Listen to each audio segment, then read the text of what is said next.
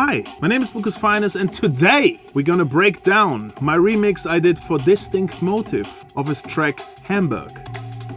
Yee. Look, the man himself, Distinct Mickey Motive. Everyone who's been following me might have heard me playing this original track in my sets. I don't even know which year it was, but I definitely heard this track and was like, I think Mahler played it. Phil? Thank you. Dope track. Boom, biggity bam. Good stuff. I made a remix for the Homeboy and I'm excited that it finally sees the light of day on Navy Cut, label run by J Sparrow. And now it's gonna be out this Friday. Boom, here it is. This track, Distinct Motive, Hamburg, Buke's finest remix.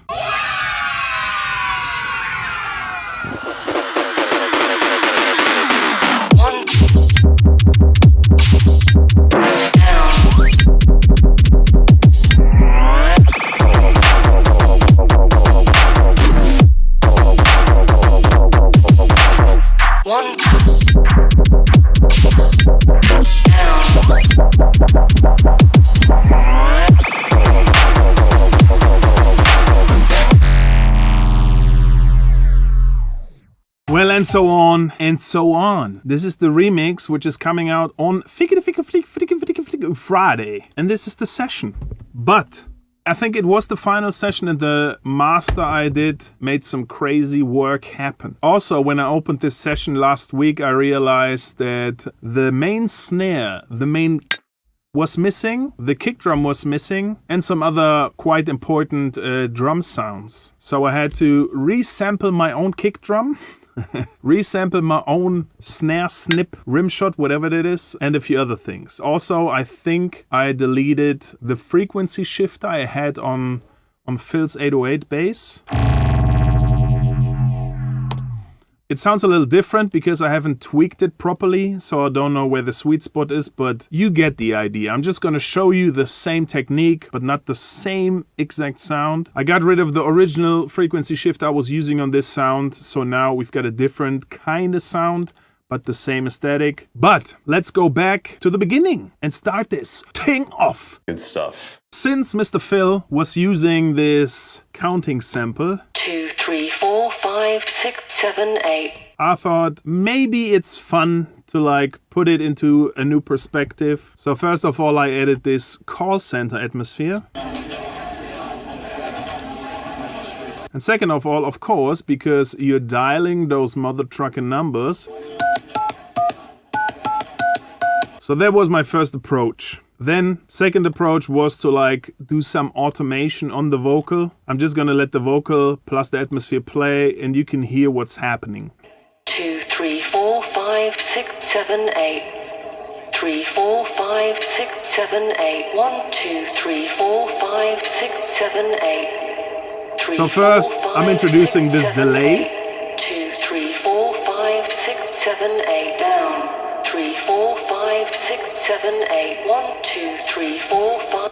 Here I'm introducing a bit crusher, taking down the bit and slowing down the rate of the delay in the background. 3, 4, 5, 6, 7, 8. 2, 3, Bit 4, crusher comes in. 6, 7, 8. Down. 3, 4, 5, 6, 7, 8. Reverb goes down. And last but not least, tape stop. But the tape stop is before the reverb, so I still get this reverb tail. That's the first thing I did. Then I was like, I really enjoy drums. I really like drums. Drums are quite mother trucking important to me. No offense, Phil, but your kick drum sucked. I think every single remix I make, I produce, I add my own drums. Sometimes if the snare has like a specific character or something, I use it as a tail. Most of the time I replace the drums and make them my own. People know me for my drum sound, people know me for my swing, so that's why I like to add my own drums. Kick drum and this clap. 2, 3, 4, 5, 6, 7, 8. Down. 3, 4, 5, 6, 7, 8. Welcome to the finest bunch. 4, 5, 6. I always had this spring automation for the kick drum. So if you hear the kick drum and the spring alone, I had a spring reverb on the main clap as well. Twangström, gorgeous spring reverb from Uhi or Uhe. Have another delay throw.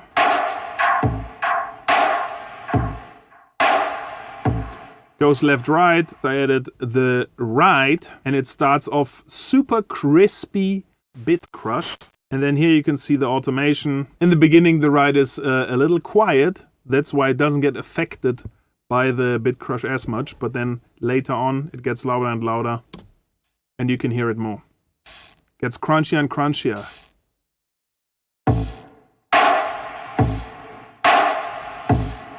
This is the build-up, where I sped it up.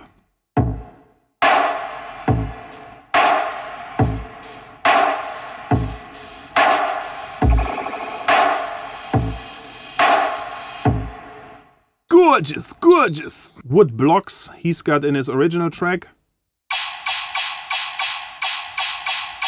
Love him. And then we go to the bass. I added a saturator just to give it a bit more oomph. Hey, welcome to the finest bunch, Morningstar. Then the saturator from kilohertz is now bypassed, but the mix is going to be turned on later on. And now that's the saturator coming in. Then, of course, I clipped it to create a bit more energy, made sure get rid of some of the high end I really didn't need, and then have this automation. Gorgeous. Another soothe just to like tame it a little. Compress it a little. Especially when the saturator automation comes in, it gets a little loud, and with the compressor, I'm just sure it stays. Then again, rolling off some mids, which were like a bit too present for me. And last but not least, to control it again a little, clip that shit. Ladies and gents, please type !clip. Now you know. Next up, for the main drop, I got rid of fill space, added my own. It's just a quite boring instance of massive. But the interesting part about this, it's my bass from Unknown Force I released on Deep Medi. And it sounds a little something like this. And then you have fill space coming in.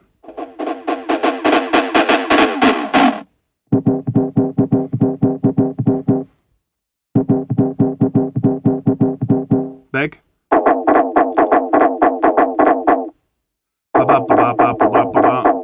Back to my bass.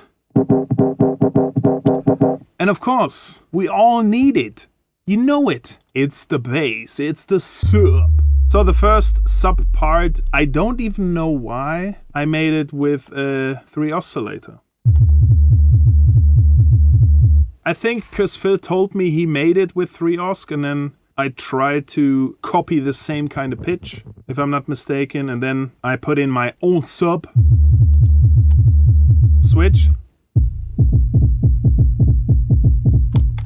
Which is quite knacky. I've got this, I think it's like 3 octaves, just to make it punch. So it even could be a kick drum if I turn down the attack. Listen to the drop with all the elements I introduced so far. 7, 8 down. 3, 4, 5. Bass is coming in. 2, 3, 4, 5, 6, 7, 8 down. Ride is coming in.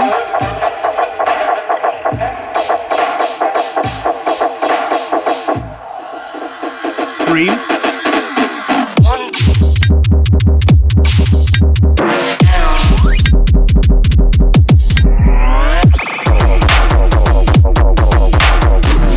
How did you make it better than my original? I think I started the track with putting on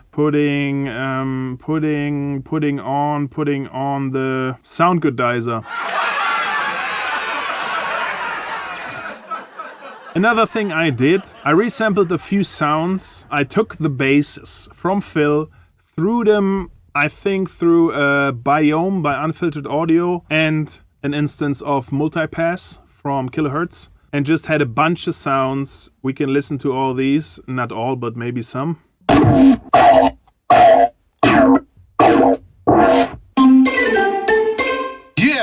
And then I chopped up these sounds I resampled from the original track and just threw them in there. So we got number 1. Ooh. Another one. Another one. And they fill up the gaps nicely. 1.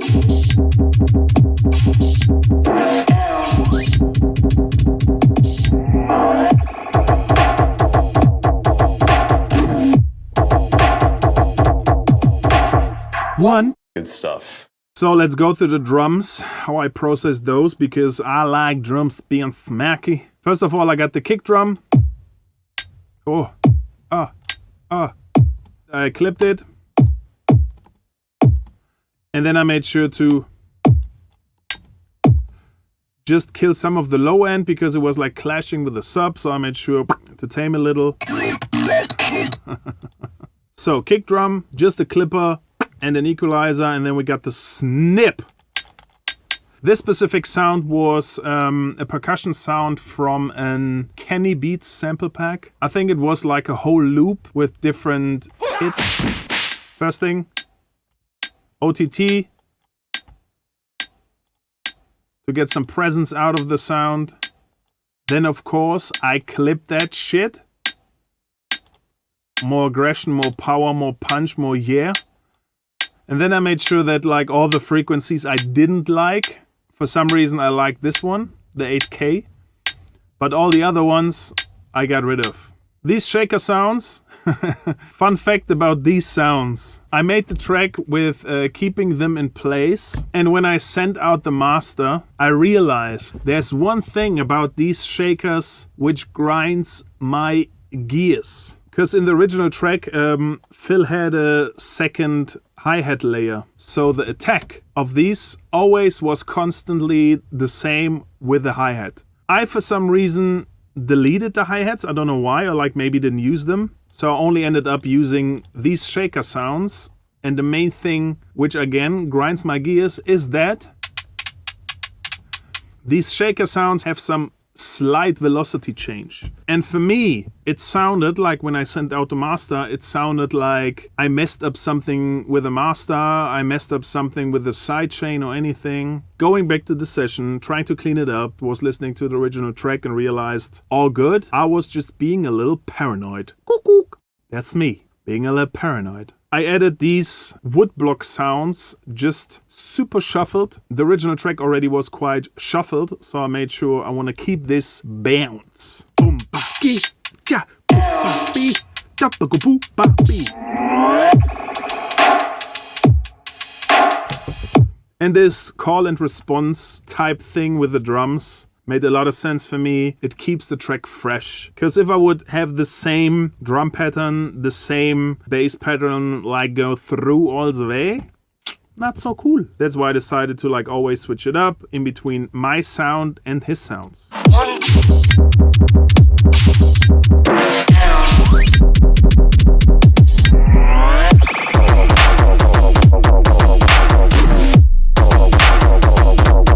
Another choice I made to especially bring out the character of this weird snippy rimshot thing was just to have the first few bars of the sub be quite high. And that's, I think, why I went with a 3 oscillator, and then later on I wanted a bit more oomph in the low end.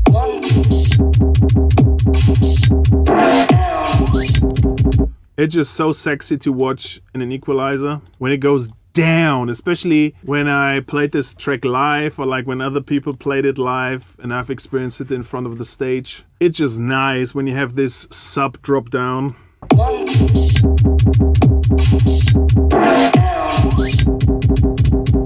Ooh, boom! Low subs.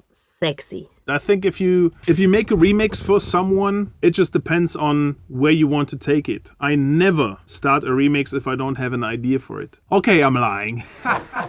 Sometimes I start a remix because I really want to remix a certain track, but then I just end up not finding the right idea. 8 bars of idea, maybe an intro, and then you're stuck. And you're like, where should I take it next? And I was like, how can I change it without like trying to make it harder, trying to make it more energetic? Because that's, I guess, quite often the first take you have. when you try to make a remix, you just end up wanting to do something a little harder, a little heavier, a little more dance floory or whatever. Or you strip it back totally. And with this track, I just liked the groove, so went with the groove, but then also added a few Bucas sounds and Bucas ideas to the track. One thing I really like to do is always these gap filling sounds. That's also like typical Bucas right at the end of the bar.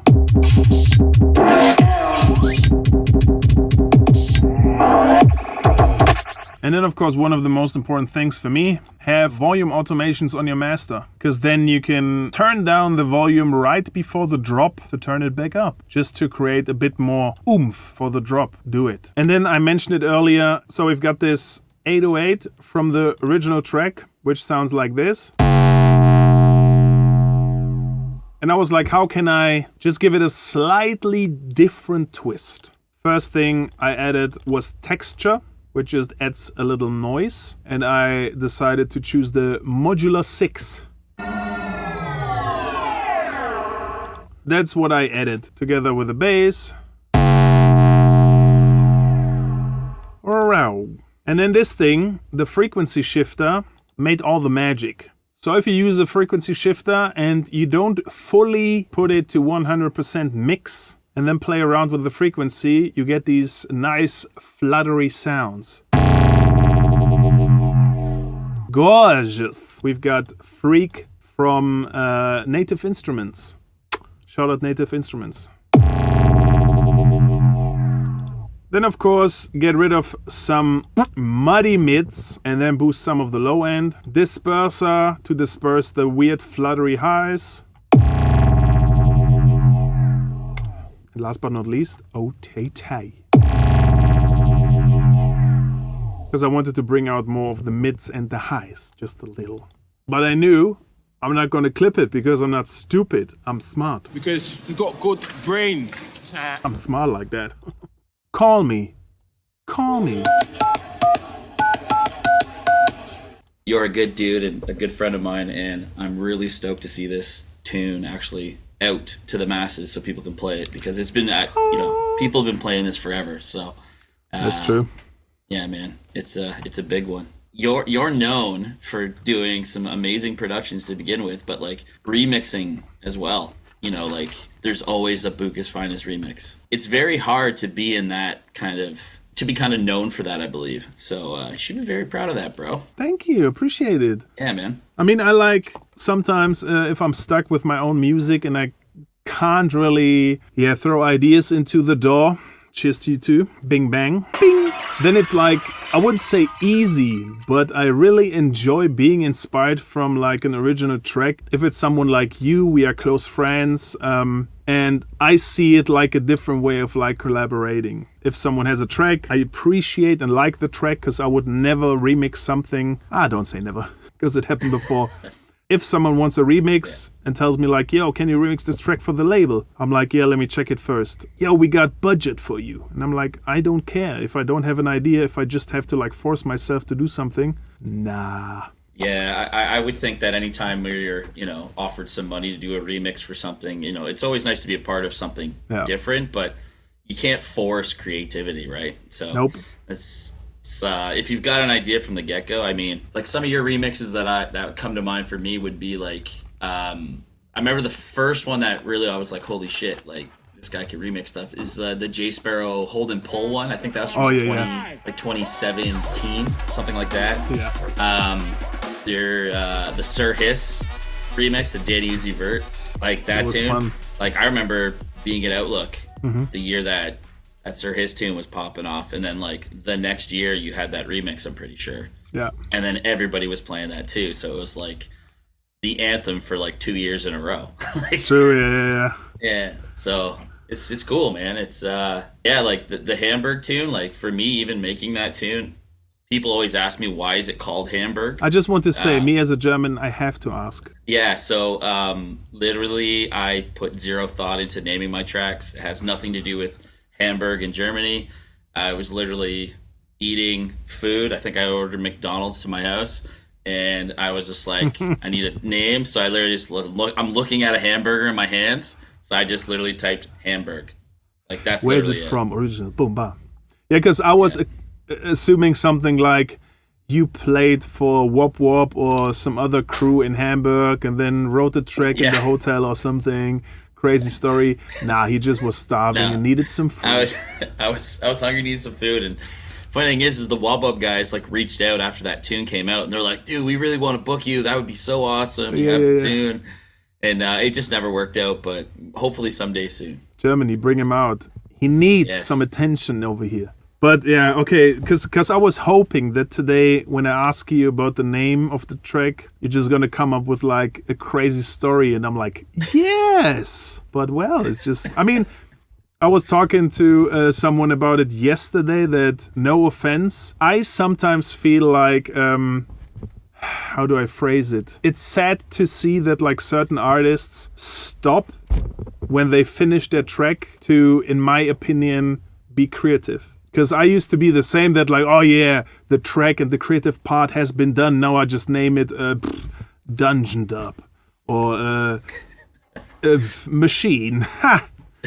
And I had so many older tracks of mine where I was like, oh, I wish I had a better title for it. A decent name could give the track a different twist, in my opinion. Sure, or like, because I had tracks before, like where people listen to the track and they're like, "Yo, I hear this and that," and then I read the name, and was like, "Oh yeah, it makes sense." I look at songs that are on my wall, like Radar. I named a dubstep tune called Radar, but there's nothing in the actual song that is a radar. It's actually a sonar blip. You know what I mean? Sure. So, but I called it Radar, and then people called me out on it, like in some meme plates group. It was pretty funny. They're like, "There's no actual radar in here. Like, it's sonar." And I was like, "Do you even know what it is?" I think like the main thing that I concentrate on is like when making music is I just want to make a vibe. If the name doesn't fit, maybe that's something I could definitely work on. Yeah. I totally get where you're coming from, because it's like you've gone this far, why not like complete it from that end? But yeah, definitely no offense on that. That's just, you know, that's just, I mean, insight. I've been there too, and yeah, I got a few tracks where I'm just like, I mean, the number one track which comes to mind is The Machine, which I released on Chest Plate. But it was, I think, a Hans Zimmer sample I had. And don't let the machine control you. You have to control the machine. And then for me, it was like, okay, it's like so powerful. I have to keep the name The Machine. It's, I would say, also like my own perfection. That like, if I write a track, have a good name for it. I want to have a good artwork for it and like bring it to the next level. But then at the same time, I have certain tracks so like people always forget the names because it doesn't make sense. Because with Headache, got my brain on twist. I could call it Twist or like Brain on Twist or something. No, I called it Headache. And then people to this day say like, oh yeah, I love your track, the brain thing. Brain thing. And no one really says, like, rarely people do, but quite often people come to me and be like, oh yeah, the brain track is so sick, instead of like, yeah, Headache. I just had a question for you is when you were making the remix, like with your workflow, like I've watched you on Twitch like for quite a while now, and I love watching you on Twitch because like I learn stuff and like how you make it. Watching other people's workflow is like, it helps me. So when you start like the remix, like what's your timeline to finishing something? Are you done that in like a 45-minute period? Is it like a 2 to 3 hour session and then you're done with it? Are you taking a couple of days? Like how much time did it really take you to get to like a finished product, you think? I mean, I can open up the session and it says how long. So let's go into the session. Then we go to project info. And then down here it says total time spent on it 10 hours 30. I spent time on it the last few days just to like arrange the whole session and everything. So I guess, yeah, maybe like 5 to 6 hours until the track was done. Well, I will say I've been using FL Studio, I think since FL 8 or 9 or whatever it was. And I didn't even know that the info thing on the project would tell you how many hours you put into that. So I'm going to go look back and just see how much time I put into some of these tunes. I mean, 63 hours. The main character of an original track or remix is there in like, as you said, 15 to 30 minutes. And I also think, and I always encourage my viewers and like private clients and whatnot, if you struggle with writing down an idea and it takes you like hours to find something you like, just delete it, because your brain is definitely gonna remember whatever you liked about what you just did, and then you're gonna apply it to a new idea and start from scratch. Yeah, man. So like this goes live on Friday, Finally. and that's on all digital outlets. Yeah, sweet. You can get it everywhere on Friday, the 22nd of March. So make sure you guys go cop that, because support the boy. The boy. Well, nice talking to you, my man. Yeah, man, I appreciate you. Thanks for having me on, and yeah, been a big fan for a long time, so pretty stoked to be able to do this. And Likewise. we're friends, bro. So let's do some more remixes. Actually, I think you're working on a remix for me right now, aren't you? Ow.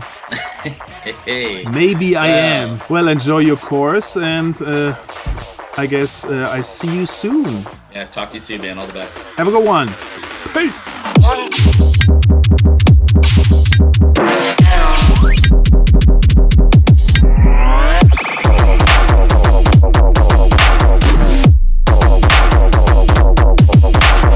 One